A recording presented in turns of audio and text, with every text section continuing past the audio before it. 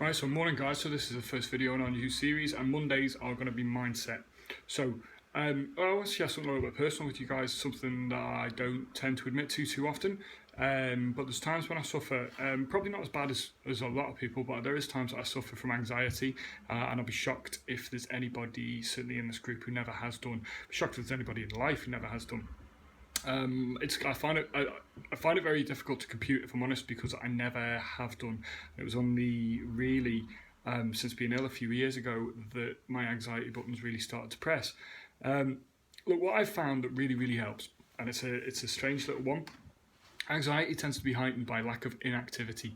And by this, I don't just mean exercise.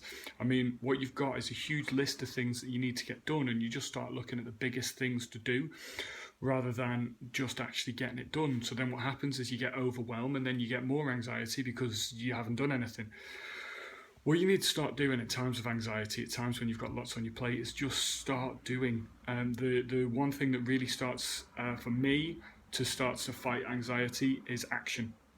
So you need to start taking action on the tasks that you've got ahead. Now, this might be even in terms of your weight loss, you need to start taking action. You need to start doing something. But we all look for the biggest thing to do, whereas what we should actually be doing is looking for the smallest thing that we can do and the smallest thing that we can do daily. So what small little task can you take straight away when you start to feel your anxiety kick up? If it's in terms of weight loss, could you go for a walk? Could you question whether or not you actually need to eat the meal, or all of the meal that you're sitting in front of, or the snack, or that chocolate bar, or that, I don't know, double latte, 700 calories in a cup nonsense? Do you really need it? So the first thing to do would be to ask yourself that. If it's in terms of something else, what one thing can you action? If you've got anxiety because of your job, what one thing can you action today that will start to move you towards reducing that anxiety, getting those tasks done? The thing is, as I say, it's not to oversee this. I think the problem is we always see as the big task and the big chunk that we need to get done.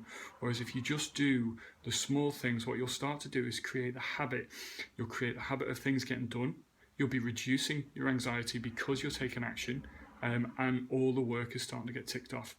Let us know if it works for you, and also it'd be good to hear what your experience with anxiety is and how you manage to reduce it.